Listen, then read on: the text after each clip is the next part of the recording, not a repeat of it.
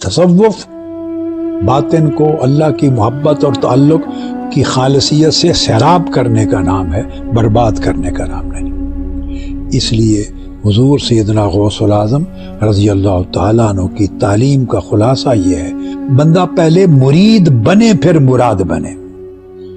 اور مرید کا مطلب ہے اللہ کے ساتھ تعلق میں اپنے ارادے کو خالص کرے، یہ معنی ہے مرید کا۔ اللہ کے ساتھ اپنے تعلق بندگی کا جو ارادہ ہے اس کو خالص کرے۔ اور کیسے خالص کرے؟